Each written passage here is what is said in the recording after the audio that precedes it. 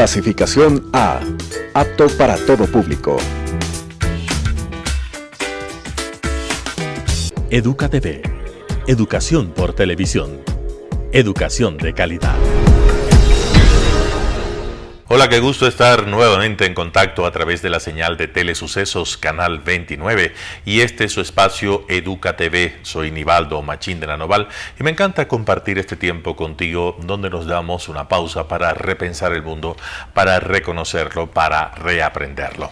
Y precisamente vamos a contestar, siempre contestamos estas sugerencias, preguntas que nos llegan a través de redes sociales o a través del correo electrónico. Pregunta, un amigo, el amigo Ignacio Velasco, desde la Ecuatoriana, nos preguntaba exactamente si Milán Kundera, a quien dedicamos uno de los programas, pudo alguna vez regresar a su país y ver el reconocimiento, la gloria que había alcanzado a partir de la publicación de su novela La levedad del ser. La insoportable levedad del ser, que es el título completo de la novela de Milán Kundera, sobre la que conversamos acá. Realmente la novela se publicó en 1984. En ese entonces, la República Socialista de Checoslovaquia, que era el nombre oficial del país, estaba bajo la égida de lo que sucedía en Moscú. Recuerdes que en la Guerra Fría se constituyó en todos los países ocupados por el Ejército Rojo, el ejército de Stalin, se constituyeron gobiernos de corte socialista impuestos por las tropas de ocupación. Y en 1968, ante una intentona de liberación de los checoslovacos, fueron aplazados y lógicamente aplastados por los tanques rusos. Entonces, en este momento, Milán Kundera representa en su novela La insoportable levedad del ser la realidad de alguien que se muestra desafecto al régimen. Hay que pensar y recordar que los regímenes de corte socialista no son muy propensos, no son muy dados a otorgar libertades de disentir, libertades que permitan pensar de manera independiente más allá del aparato ideológico diseñado por estos gobiernos de carácter socialista. Por ejemplo, para muestra baste un botón en la Cuba de Fidel Castro. En un año tan temprano como 1960 ya se establecieron las llamadas palabras a los intelectuales, en las que se dice o se establece un precepto que guiará toda la vida cultural cubana: con la revolución todo, contra la revolución nada. ¿Qué quiere decir esto? Y esta era más o menos la tónica de lo que pasaba en Checoslovaquia, Hungría, Polonia, Bulgaria, Albania, Yugoslavia y la propia Unión Soviética desde la época en que Stalin asumió el poder. Quiere decir que se identifica a la revolución con la cultura. Un modelo ideológico se hace coincidir con un modelo cultural, con una manera de pensar el mundo. Entonces, todo el que disienta, todo el que no esté de acuerdo, no hace cultura e incluso se va más allá. Se hace coincidir el partido, la ideología de ese partido único de gobierno con la patria. Entonces, ¿quién no comulga con los postulados del partido marxista que está en el poder tendrá que abandonar la patria? Es un apátrida, es un traidor a la patria, y así se le llamaba. Y en la Rusia de Stalin hay que recordar que se fusiló, se mató y se condenó a campos de trabajo forzado en Siberia, en medio de las heladas intolerables de Siberia. Se condenó a muchísimos disidentes que así desaparecieron. Para ello baste leer la novela corta Un día en la vida de Iván Solzhenitsyn. Entonces, de Iván Denisovich de Solzhenitsyn. Entonces, este premio Nobel de Literatura cuenta un día en la vida de Iván Denisovich, que es una manera de contar un día en un gulag, en uno de estos campos de concentración de la época de Stalin. Entonces, Alexander Solzhenitsyn, que es el autor del que le hacía referencia al contar o al nombrar un día en la vida de Iván Denisovich, nos regala esto, nos regala un fresco terrible, crudo, inhumano en la manera en que son tratados los prisioneros, pero con toda la vulnerabilidad de cualquier prisionero en estos campos de concentración estalinista. Porque los regímenes de corte totalitario, de izquierda o de derecha, conculcan las libertades individuales y no permiten el disentimiento. Por eso, Milan Kundera no vio el éxito. El libro se publicó recién en 2005, un récord de ventas en ese momento en la antigua República Checa, de Checoslovaquia, después República Checa y Eslovaquia, y fue un éxito de ventas. Recuerden que en 1989 ya comienza la transformación dentro de los países que estaban bajo la égida de Moscú, y entonces Milan Kundera no puede ver exactamente el éxito en el momento en que el libro es reconocido en todo el mundo. En su país no se conocía, la censura no lo permitía, y si alguien podría leerlo sería burlando la censura, pasando un libro de camuflaje, pasando un libro de contrabando. Hoy vamos a abordar un tema que tiene que ver con una de las doctrinas económicas más vilipendiadas desde el punto de vista ideológico por la izquierda latinoamericana, el neoliberalismo. Han escuchado y escucharon durante muchísimo tiempo, al menos durante la presidencia del economista Rafael Correa Delgado, que se nombraba a todos los gobiernos anteriores a su gobierno como la larga noche neoliberal. Aquí hay una carga metafórica de equiparar un modelo económico con la noche. ¿Qué se toma de la noche? No es precisamente la frescura, ni el brillo de las estrellas, ni la tranquilidad, ni el silencio. Se toma la oscuridad. La oscuridad, entonces, como un sinónimo de lo que provoca miedo, terror, lo negativo, lo funesto. Vamos a recordar los orígenes tanto en nuestro país cuanto en América Latina y cómo se aplicó el llamado neoliberalismo. En la propia etimología de la palabra, el prefijo griego neo significa nuevo, liberalismo porque retoma los postulados del liberalismo clásico de la época de la Revolución Industrial del siglo XIX. Este liberalismo, que se desarrolló en Inglaterra, en Francia, Alemania, en los propios Estados Unidos, mostraba la posibilidad de la concentración del capital en muy pocas manos, el desarrollo de un acelerado proceso de industrialización. Como había la concentración del capital del dinero en pocas manos, los bancos pasan a tener un peso muy importante y además la creación de las transnacionales, estas empresas que intentan expandir sus negocios más allá de las fronteras geográficas de los países en los cuales tienen asentadas sus operaciones. Entonces, esta idea del liberalismo, la idea de que el Estado interviene lo menos posible en la regulación del mercado, se retoma desde la octava década del siglo XX. Inglaterra, precisamente durante el gobierno de la primera ministra Margaret Thatcher, aplica a rajatabla este modelo para superar la crisis económica que en ese entonces asolaba el Reino Unido. Entonces, en el Reino Unido de la Gran Bretaña, la primera ministra británica aplica la teoría neoliberal. En Estados Unidos, algunas escuelas de negocios hacen todo el diseño doctrinal de esta teoría aplicada a la realidad norteamericana. Una de estas escuelas es contratada por el gobierno del entonces dictador chileno Augusto Pinochet.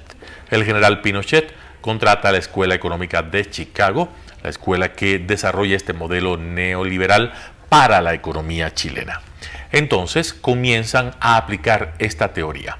¿Cuáles son los pilares fundamentales? Lo primero es reducir el tamaño del Estado. El Estado debe vender todos aquellos activos y pasivos que constituyan una carga para el erario público. Quiere decir, el Estado no administra empresas, el Estado no es un ente económico que participa activamente en el mercado. Si hay una aerolínea, y estos fueron de las primeras, las aerolíneas de bandera nacional son, en el caso de Argentina, por ejemplo, o en el caso ecuatoriano, son vendidas a capital privado.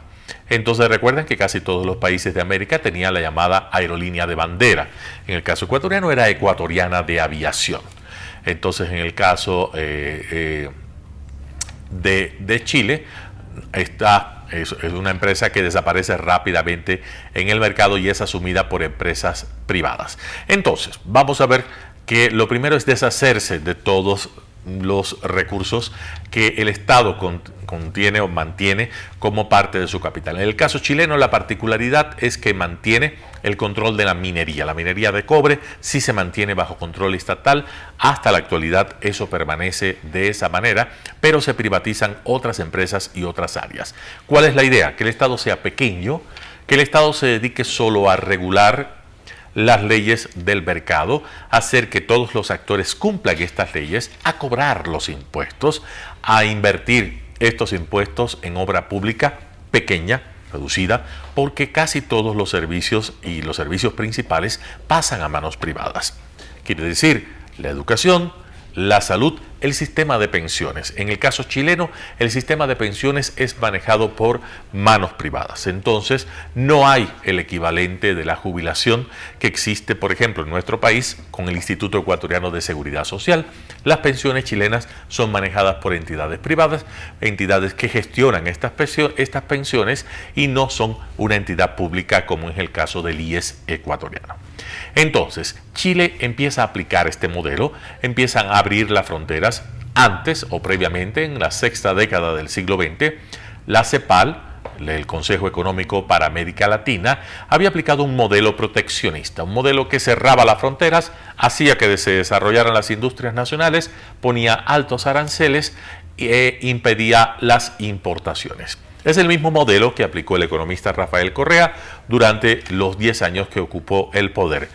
Balancear o intentar obtener una balanza comercial favorable, poner altos impuestos a las importaciones, desestimular el comercio internacional y generar producción nacional. Estimular el nacionalismo, hacer que las personas consuman primero lo que se produce en el país y privilegiar, mediante medidas proteccionistas, el desarrollo de la industria nacional.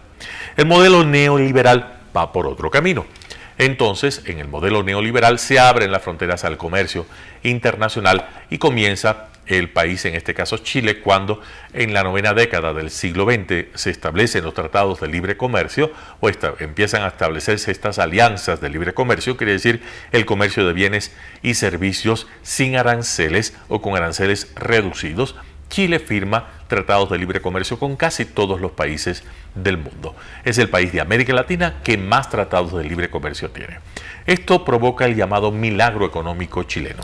En la época de la dictadura del general Augusto Pinochet, la economía chilena despega y tiene índices importantes de desarrollo macroeconómico. ¿Qué sucede? El neoliberalismo tiene una cara también, en tanto y en cuanto el Estado no participa del mercado, el Estado tampoco se hace cargo de aquellas personas más vulnerables dentro de la sociedad. Estas quedan al margen y la atención también es marginal. Las asignaciones presupuestarias para salud pública, educación pública, se reducen y se invierte más en otras áreas de desarrollo económico. Lo económico pasa por encima de lo social. Entonces se generan unas enormes brechas de desigualdad y los sectores más desprotegidos de la sociedad, le hace ancianos, personas en condiciones de extrema pobreza, quedan realmente desprotegidos y tendrán que ver cómo funcionan dentro del mercado. Este es el modelo puro y duro, ¿sí? Después, por eso se llamaba exactamente esta idea de la larga noche neoliberal, que en sentido metafórico utilizaba el discurso político del presidente Rafael Correa y de la autodenominada Revolución Ciudadana, era precisamente hacia este punto. El Estado pequeño, el Estado casi desmantelado, el Estado sin activos importantes, el Estado no participando dentro de la economía, pero el Estado tampoco haciéndose cargo de las personas que necesitaban de programas asistenciales. Se eliminan los subsidios y el mercado se regula solo. El precio es el precio real y entonces cualquier práctica económica desleal como el dumping o el proteccionismo es mal visto en las leyes del neoliberalismo. Entonces, en Ecuador, estas leyes comienzan a aplicarse o estas reglas intentan comenzar a aplicarse durante el gobierno del arquitecto Sixto Durán Ballén Cordobés. Durante este gobierno, a través del Consejo de una entidad de modernización, de una Secretaría Nacional de Modernización del Estado, que dirigía el entonces ex vicepresidente de la República, el economista Alberto Dajic, comienzan el proceso de modernización. Como decía, uno de los primeros activos que se venden es la aerolínea de bandera nacional, Ecuatoriana de Aviación. Ecuatoriana de Aviación realmente no despega tampoco con la empresa privada y desaparece del mercado ecuatoriano. Después las cementeras, que el Estado tenía una participación importante, las telefónicas, y comienza un proceso en el cual se divide la telefónica. La telefónica se divide en dos, Andinatel y Pacifictel, para facilitar su venta. Esto finalmente no ocurre, las empresas no logran venderse, no logran comercializarse porque termina este periodo y los gobiernos sucesivos tampoco lo logran. Hay trabas de carácter sindical, legal, y hay un grupo de problemas que impiden la aplicación del neoliberalismo. ¿Qué sucede? En la época del arquitecto Sixto Durán Ballén, cuando comienza el neoliberalismo, el Estado se contrae, el Estado se hace más pequeño, se evita el gasto excesivo en burocracia y se intentan sanear las finanzas como parte de las recomendaciones de las entidades de crédito internacional, el Fondo Monetario Internacional, el Banco Mundial. Estos intentan la idea de sanear las finanzas, pero sanear las finanzas incluye medidas de austeridad como subir las tarifas de electricidad, de luz, tratar de quitar los subsidios a productos como las gasolinas o el gas licuado de petróleo, y esto genera muchísima resistencia popular. Entonces, en Ecuador, el neoliberalismo realmente no cuajó en un modelo tan ferviente como el chileno, tan sólido como el chileno, y realmente fueron pasos tímidos inicialmente. ¿Qué quería o qué deseaba el presidente Rafael Correa? Un Estado grande. De hecho, de la cantidad de ministerios que recibe, esa cantidad de ministerios se duplica y un poco más. Entonces se aumenta el tamaño del Estado, se crean empresas públicas, el Estado participa como un actor más en el mercado económico y esto genera una suerte de socialismo de Estado. El Estado es finalmente el principio y el fin de todas las cosas, quien dirime en el mercado y compite de manera a veces desleal con la empresa privada. Entonces, en este caso tenemos el modelo neoliberal, fue desarmado sistemáticamente desde que se estableció el gobierno del economista Rafael Correa y sobre todo después de la Constitución del 2008, cuando se recuperan o se intentan recuperar muchos de estos activos y nuevamente las telefónicas se unen en CNT, una gran empresa que es una empresa estatal que no logra tampoco despegar transportes aéreos militares del Ecuador, se le quita a las Fuerzas Armadas y pasa a ser una suerte de aerolínea de bandera nacional y tampoco tiene un buen ejercicio económico. Entonces vemos que el neoliberalismo generó muchísimo rechazo por la parte social y por eso muchos países tuvieron que revisar las teorías o las doctrinas puras del neoliberalismo e incorporarle un importante componente social. Pero cuando te hablan de la larga noche neoliberal, tienes que pensar en esto, en lo que comenzó en el gobierno del arquitecto Sixto Durán Ballén y continuó en los gobiernos subsiguientes de Abdalá Bucaram Ortiz, Fabián Alarcón, después Yamil Mahuad, Gustavo Noboa Bejarano y Alfredo Palacio, que serían quienes, y después terminaríamos Lucio Gutiérrez y Alfredo Palacio, que serían los gobiernos que aplicarían o mantendrían al menos la idea de un Estado pequeño, un Estado no obeso, un Estado que no absorbiera tanto del presupuesto para gastos corrientes, por ejemplo, salarios u otros elementos. Pero esto lógicamente no logra poner de acuerdo a muchos porque cuando se mide la diferencia económica puede haber una lectura no necesariamente honesta de las estadísticas. Entonces muchos dicen, bueno, la brecha entre ricos y pobres se hace más grande. También en sociedades muy pobres la brecha de ricos y pobres es pequeña. Por ejemplo, en Nigeria la brecha entre ricos y pobres es pequeña, pero es porque todos son pobres. Entonces no hay mucha diferencia. Por eso hay que leer esto con pinzas y no necesariamente que haya una gran diferencia significa que el país es malo, ni una pequeña diferencia significa que el modelo económico es exitoso, porque hay muchísimos más componentes que hay que tomar en cuenta. Así que esto es lo que hablamos en el día de hoy aquí en EducaTV. Muchísimas gracias por la atención que me has dispensado. Nos vemos en otra ocasión a través de la señal de Telesucesos Canal 29 UHF. Soy Nivaldo Machín de la Noval y como siempre, hasta la próxima. EducaTV. Educación por televisión. Educación de calidad.